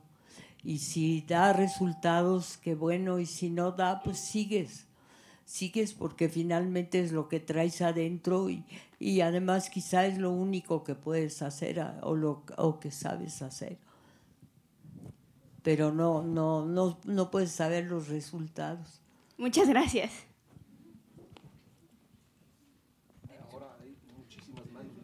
Muchísimas manos. A ver, yo no sé si va a ser pregunta y respuesta o juntamos varias, ¿no? Juntamos unas 3 y luego avanzamos, ¿no? Sí. Tenemos 30 minutos todavía. Bueno, pues padrísimo, digo, es así como la oportunidad. Bueno, Elena, mi nombre es Sandy, yo estoy estudiando filosofía. Párate para que te vea, no te ve, está allá atrás. Yo le quería preguntar, ¿usted cree que sea heredera como de algún tipo de tradición literaria, periodística, por ejemplo, o sea, que tenga como un referente de decir, yo quiero escribir por lo que leí o por lo que hizo tal persona? O sea, por ejemplo, para mí, usted es un referente, yo puedo decir, yo quiero escribir, yo me quiero dedicar a las letras por lo que leí de Elena Poniatowska. O sea, ¿usted qué referente tiene de decir que yo herede esa tradición y quiera como continuarla, por decir, señalar tal persona lo que hizo, yo quiero hacer algo similar o quiero... Bueno, entonces tú quieres saber cuál es mi referencia o quién me marcó. Sí, ¿no? sí. Bueno, me marcó una filósofa francesa que se llama Simone Weil. Era una judía siempre deseosa de convertirse al catolicismo. Yo leí mucho sus diarios, me impactaron mucho y nunca he dejado de leerla. Yo sé que a Marta no le gustaría a ella. Y también es masoquismo puro, Simone Weil, pero... No le gustaría, pero... Por ejemplo, también me marcó mucho porque la quise, me marcó la alegría y la capacidad de también, bueno, porque era una mujer siempre enamorada de Rosario Castellanos. Me marcó su estado, Chiapas. Yo creo que Rosario hubiera estado con el movimiento zapatista. Pero no solo eso, yo creo que ella tenía esa preocupación de que todos los blancos podían caminar sobre la banqueta y los indios tenían que caminar en medio de la calle. Entonces, yo recuerdo que la primera vez que Rosario fue a mi casa, bueno, con mi casa yo era joven, con mi madre y mi padre, bueno, yo sentía que había invitado a Benito Juárez o a Jesucristo o a Dios. Yo sentía que iba a venir alguien a mi casa que me iba a cambiar la vida. Yo siempre creo que viene alguien más y que va a cambiar todo, ¿no? O que va a incidir en la vida, ¿no? Pero eso es una actitud muy religiosa. Y yo fui scout y fui muy de persinarme y pedir perdón y perdón. ¿Qué tal, Marta, Elena? Me siento un poco como reportero de la conferencia mañanera. Elena, usted hablaba de la ruptura entre Octavio Paz y Carlos Fuentes. Hace unos meses salió la nueva novela de Jaime Bailey llamada Los Genios, que habla de la ruptura entre Mario Vargas Llosa y Gabriel García Márquez. Tengo entendido que usted estuvo aquella noche cuando terminó esa amistad, la noche del puñetazo de Vargas Llosa a Gabriel García Márquez. Quisiera ver si pudiera contarnos cómo fue vivir esa experiencia. A mí me gusta mucho el chisme literario y por eso se lo pregunto a usted, que fue testigo de primera mano. Eso yo no lo sé. Es que se acercó a saludarlo, se acercó muy contento hacia Gabriel. Vargas, se acercó muy contento hacia Gabriel García Márquez y Vargas Llosa, y de repente le dio un puñetazo García Márquez a Vargas Llosa en el pecho y se cayó al suelo. Entonces, pues el fue motivo, ¿qué? El motivo era que Gabriel le estaba haciendo la corte a Patricia, a la mujer de Vargas Llosa. O sea, ya había un lío de faldas. No que sé, se dice en la no creo. Bueno, no sé. Bueno, ¿cómo sabías eso? No creo que Gabriel... Sí, bueno, entonces yo soy la malísima porque no me enteré bien del chisme. Sí vi el golpe y mi reacción al lado de... Y le dio tal puñetazo, estaba tan mal aquí su ojo, que fui al Hamburger Heaven que estaba al lado y le compré, dije, deme una hamburguesa, pero no el pan, nada más la carne, y se la puse a García Márquez en el ojo. García Márquez sí estaba muy derrotado, se sentó en la calle, en la banqueta, en el suelo, y ahí le puse el filete de la carne molida y ya, y se acabó todo. Se acabó toda una amistad. Yo creo que fue gravísima para la literatura mexicana ese pleito, como ha sido gravísimo. Cada vez estoy más convencido de que el grupo de Carlos Fuentes se escindiera, o más bien el grupo de Octavio Paz se separara del grupo de Carlos Fuentes, que se hicieran grupos literarios que no tienen ninguna razón para no estar juntos, porque tampoco nuestra literatura es tan buena o tan importante para que se den esas decisiones. Yo creo que es grave, grave, grave, y quien los provocó pues tienen que ser, pues no sé, juzgados o condenados. A ver, creo que hay otros. Hola Elena, yo soy Miranda, soy estudiante de comunicación de 5º semestre. Yo quiero ser periodista y me da mucha curiosidad saber cómo encontraste un balance dentro de tu vida personal. Fuiste una mujer que siempre estuvo presente como en todo. Y me gustaría saber si encontraste o cómo encontraste el balance entre tu vida personal y tu vida laboral. Lo encontré con una fórmula. Yo acostumbré a mis hijos a dormir mucho. Los acostaba muy temprano. Les decía que tenían sueño aunque no tuvieran. Y entonces eso me permitía a mí, ellos estaban en su recámara, me permitía a mí subir a un lugar más alto donde escribía, donde estaba la mesa para escribir. Pero fueron así como fórmulas así de cocina, así de inmediatas. Pero sí me siento, a veces ellos me dicen, ay ya mamá, deja eso por la paz. Y ya porque siempre a veces digo, no, pues yo debí de estar más o algo así, pero siempre estaba. Ellos sabían. A mi hijo Felipe le pidieron que hiciera un retrato para su escuela de su mamá y dibujó una mesa así, con unas patitas flacas, una mesita y encima una máquina de escribir. Y eso sí me pudo. Pero luego me dijo, entonces yo le dije, ay, eso soy para ti. Y me dijo, ay, tú no te preocupes, mamá, porque otro dibujó un espejo gigantesco y una vieja fea enfrente. Y que la mamá se veía al espejo todo el día, así que tú quedaste mejor. Aquí adelante. Sí, acá. Yo soy Laura Contreras, yo trabajo aquí en la Ibero. Gracias por la oportunidad de escucharte hoy. Y yo te quiero preguntar, ¿cómo es tu vida hoy? ¿Qué haces? ¿En qué estás trabajando? Y si hay algo que nos vas a regalar en breve. Sí, muchas gracias por la pregunta. Mi vida es más solitaria, obviamente. Soy una abuelita, me levanto, hago todo lo que se necesita hacer para vivir, ¿no? Y para atravesar el día y en realidad me siento ante una máquina de escribir, pero sí acudo a escuelas, acudo a todas y hago entrevistas.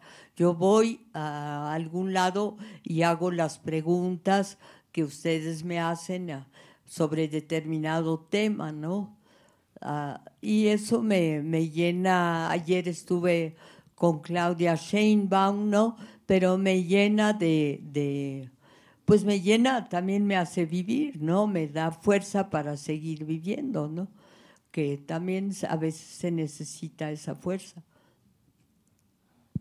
Sale a caminar en las mañanas, vive en una de las zonas más bonitas y sale a caminar y tiene una gatita que se le trepa encima. Bueno, tenía 2 gatos, Monsi y Vice, pero Monsi se fue Monsi te abandonó. ¿Qué le Monsi vamos se a fue hacer? con la pandemia y solo se quedó Es Vice. que no sé quién está dando ¿Por acá? el micrófono. Por acá. A ver, ahí en la esquina. Hola, Elena, ¿cómo estás?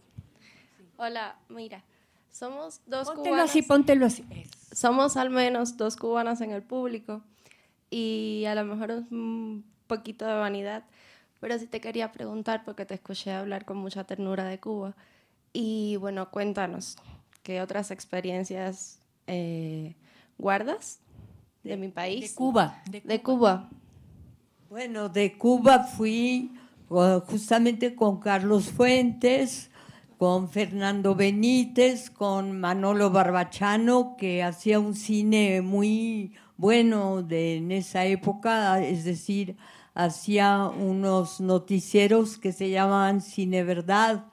A mí me incluyeron cuando fue el general Lázaro Cárdenas, me invitaron a Cuba y fui a las enormes manifestaciones en donde todos los campesinos que habían venido fuera de todo Cuba y aplaudían en la noche con sus machetes, con sus grandes cuchillos de cortar, eran quienes se participaron en el azúcar, cortaban en la zafra y cortaban. Y oías en la noche ese ruido de estos fierros que se encontraban en una manifestación en la que habló el general Cárdenas y luego habló, como era su costumbre, Fidel Castro demasiado, y después estaba allí Carlos Fuentes, a quien recuerdo con mucho cariño porque lo admiro. Estaba ahí Barbachano Ponce, que hizo mucho por los noticieros en México, porque hubiera sentido del humor y hubiera muy buena información con su Televerdad, Cine Verdad. Y fue una experiencia de veras muy enriquecedora y tratar a los campesinos y tratar a los intelectuales de esa época, algunos que incluso después se separaron de Fidel Castro, ya no lo siguieron en su camino, pero ser testigo de esas grandes manifestaciones de todos los que venían del campo con sus sombreros, pues es una experiencia que difícilmente se puede olvidar, ¿no? Sí, aquí adelante.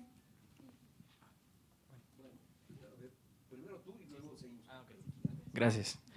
Hola, ¿qué tal? Yo soy Francisco, soy estudiante de cine aquí en La Ibero y me sumo a las apreciaciones y a la admiración que ya les han dado varios y varias compañeras.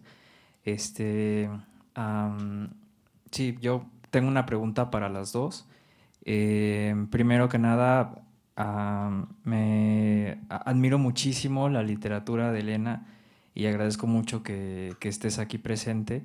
Me marcó muchísimo Hasta no verte, Jesús mío, porque me pareció como muy asombrosa la construcción de una ciudad como un espacio que puede ser monstruoso para ciertas personas.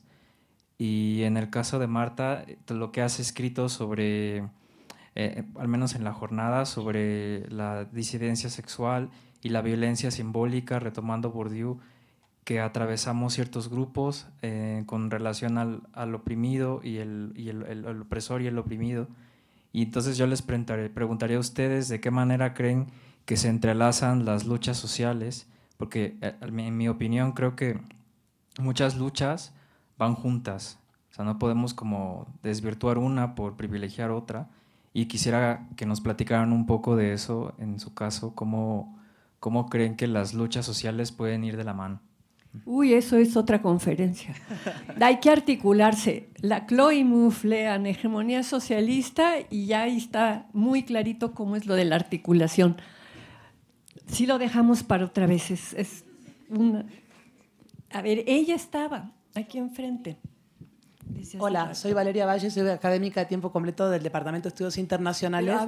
Quería contar algo que tiene que ver con la pregunta de cómo vives hoy. Yo hace unas semanas estaba en mi panadería favorita de Chimalistac y nos cruzamos en la caja. Y te dije, Elena, tengo una hija que se llama Elena con H. Y tú me preguntaste, ¿y tú cómo te llamas? Y te dije, me llamo Valeria y trabajo en La Ibero. Esa fue la única conversación. Ayer mi hijo sacó este libro de la biblioteca, iba a primer grado de primaria, que es La vendedora de nubes de Elena Poniatowska. Dije, acá hay una casualidad. Entonces la pregunta es, primero acá en el libro, cuando lo abrí, dice que está basada esta historia de La vendedora de nubes en la niña Magda Montiel Solís.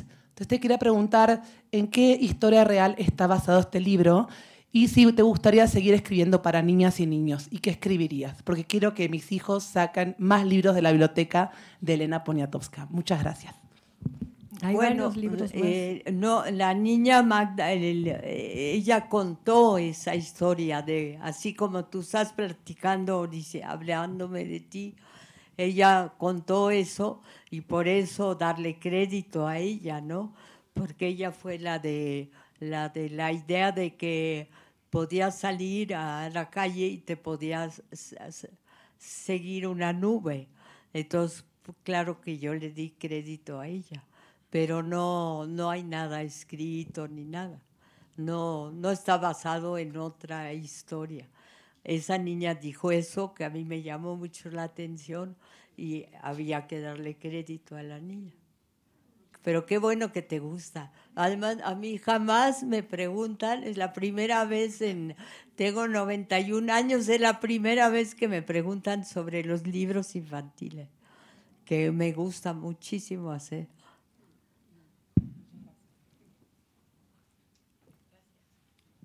Hola, yo soy C. Mejía y yo creo que... ¿No se escucha? Este está bien. Creo que no puedo dejar pasar la oportunidad de estar aquí frente a ustedes y decirles cuánto las admiro. Y pues nada, Elena, por La noche de Tlatelolco, cuando la leí en la secundaria, gran parte de como mi acercamiento a la lucha social viene de ahí. Y Marta, te cito de alguna u otra forma en cada uno de mis ensayos académicos. Así que estar aquí es increíble. Y creo que me encantaría preguntarles si podrían contarnos alguna anécdota que tengan con Alaíde Fopa, porque también resulta ser una de mis poetas más queridas. Entonces, pues no sé, me gustaría escuchar un poco de cómo era Alaíde Fopa y alguna anécdota como de estos encuentros que tenían.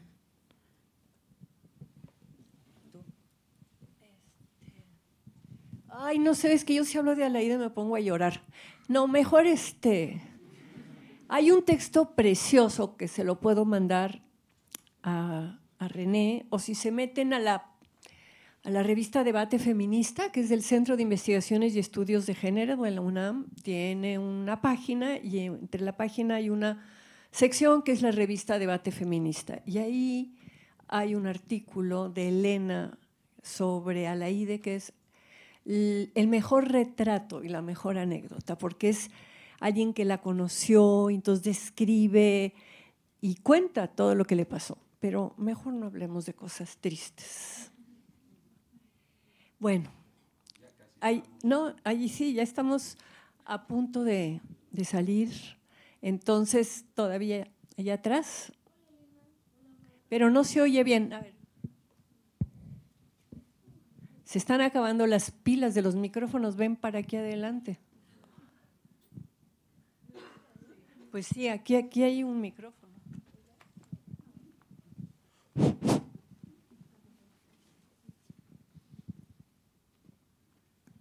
Hola a las dos. Yo quería preguntarles cuál es su libro favorito. Sí. Esa es mi pregunta. ¿Un libro favorito? Imposible. Bueno, ajá, justo, como el que más les haya marcado. Pues a mí me han marcado en distintos momentos de mi vida libros, pero un libro que habría que leer ahora de una gran escritora, Virginia Woolf, es Tres Guineas. Tres Guineas es un alegato feminista súper radical en donde llama a las mujeres a decir a la chingada, somos marginales nosotras y marginadas, hagamos una gran hoguera, ¿no? Y hace toda una crítica sobre lo que hoy se habla como la masculinidad, la cultura de la masculinidad, se burla de los ropajes suntuosos, de los obispos enjollados y de los militares con sus charreteras y es un libro que ha tenido muchísimo freno político por la crítica tan despiadada que le hace a esos hombres machistas, ¿no? Sobre todo a los que tienen poder, y es un gran llamado a la solidaridad entre las mujeres. A mí Virginia Woolf sigue siendo una de mis escritoras favoritas, pero tengo muchos otros escritores, hombres que me gustan mucho, como Henry James, pero bueno. Elena tiene muchísimas escritoras y escritores. Bueno, a mí me marcó muchísimo un escritor que todos van a conocer, que es Antoine de Saint-Exupéry, el autor de El Principito. ¿Por qué me marcó? Porque antes de escribir voló. Era un aviador, era un luchador social finalmente y bueno, sus memorias, leer sus memorias y saber más de él fue una de mis intereses grandes. Y además yo conocí a una mujer, Nelly de Vogüé, que fue su amante, lo decía abiertamente, y hablaba de él, entonces eso aumentó mi admiración por él. Pero en general yo tengo muchísima admiración por los escritores mexicanos, obviamente por Juan Rulfo, por Fuentes y por Octavio Paz también, mucho, y por Rosario Castellanos y muchos otros escritores. Yo tengo tendencia enorme a la admiración. Toda la vida es muy fácil admirar a los demás. Oh, sí. Bueno, todavía hay manitas levantadas hasta allá atrás. ¿Damos un par de preguntas más? Pues no preguntas, más bien comentarios, expresiones. Algo. Exprésense. Bueno, a ver. dos, a ver. ¿Sí? Luego nos preguntan sobre los movimientos sociales y me quiero morir.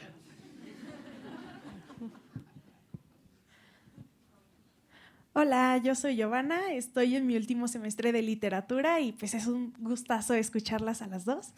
Y me gustaría que me contaran un poco sobre su experiencia como escritoras mujeres en un entorno que pues sabemos que es muy masculino, que es el de la escritura, y pues ahorita hemos estado intentando rescatar un montón de voces femeninas en la escritura, que no es que nunca escribieran, solo que no se leían, ¿no? Y me gustaría mucho saber cómo fue su experiencia como escritora en ese entorno masculino de escritores, que pues seguramente fueron sus amigos, pero pues también qué representaba estar rodeada de puros hombres. ¿Quieres contestar tú? Sí.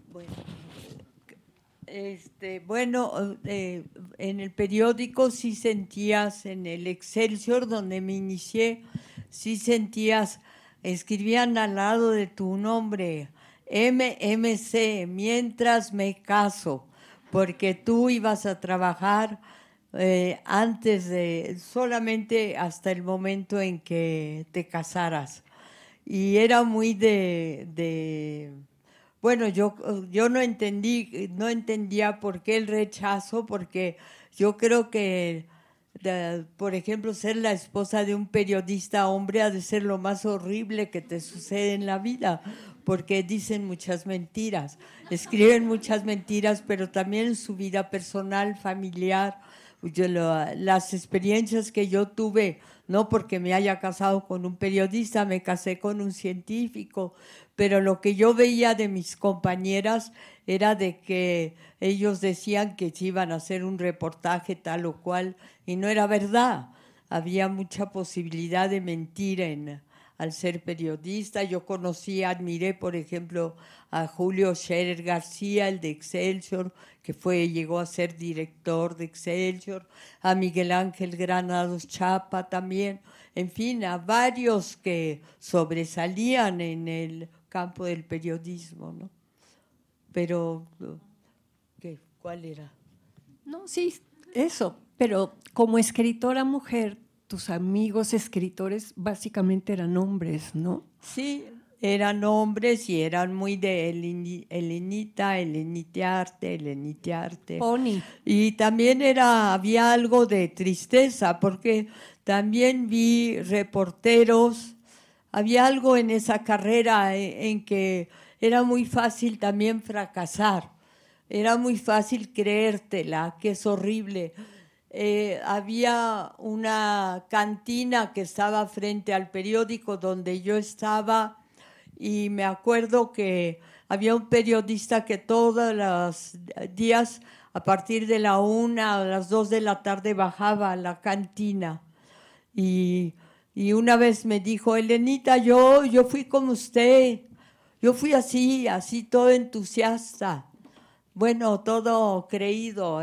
Yo soy muy crédula, sigo siéndolo. Toda así, toda emocionada. Y mire cómo acabé. Y me enseñó la cantina. Y me dolió mucho, claro. Porque bueno, así como uno hace todo por salir adelante, también hay todas las posibilidades de caer en el abismo. Pero eso en cualquier vida y en cualquier carrera, ¿no?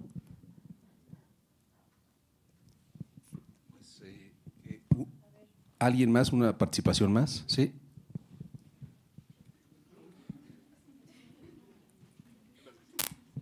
Hola, yo soy Diego. Nada más te quería preguntar, como igual y chance como recomendación, o sea, en esos momentos como que estás acongojada y necesitas un apapacho, ¿qué música te gusta escuchar? ¿A qué personas? O no sé, música. Bueno, gracias. Me gusta mucho, te contesto de pie porque tú lo hiciste de pie. Me gusta mucho, obviamente, la música clásica porque pues tengo orígenes polacos. Los polacos les gusta. Mi padre tocaba el piano, a mí de chiquita me enseñaron a tocar el piano, lo dejé porque no tenía piano. Hay que tener un piano, y me gusta también la guitarra. Y bueno, la música clásica me gusta mucho el danzón. Si quieres nos echamos un danzón aquí. Y me gusta mucho que te pongas de pie y que vengas a hacer una pregunta así como lo haces.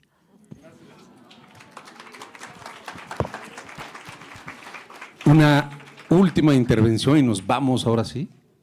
¿Sí?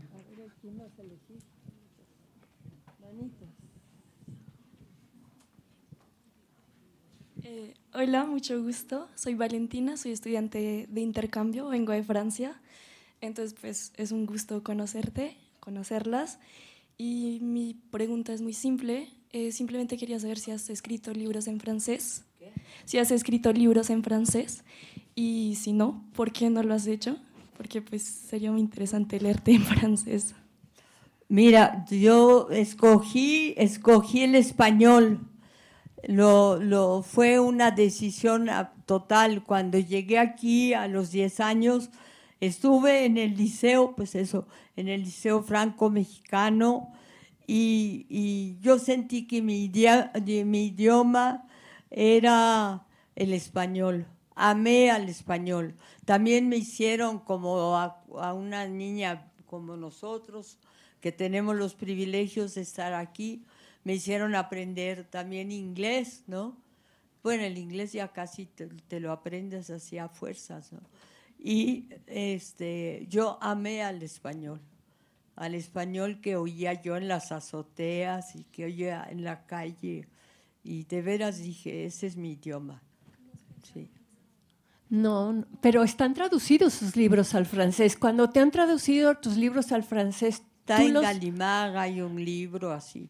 Sí, hay libros en francés. Pero mejor tú español y puro español y más español.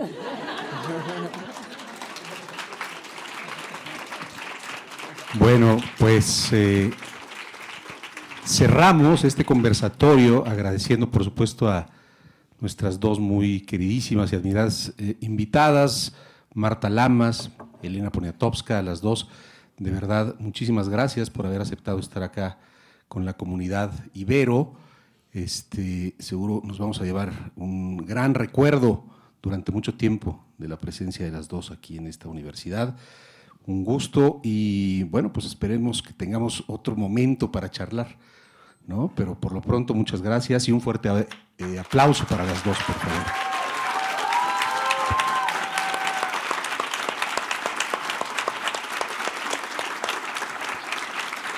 Quiero también entregarles rápidamente unos reconocimientos que van en carpetas. Este es para ti, Elena. Muchas gracias. Un libro también, que ojalá les resulte interesante. Gracias. Y para ti, Elena, especialmente una medalla de plata de la Universidad Iberoamericana. Gracias a ti.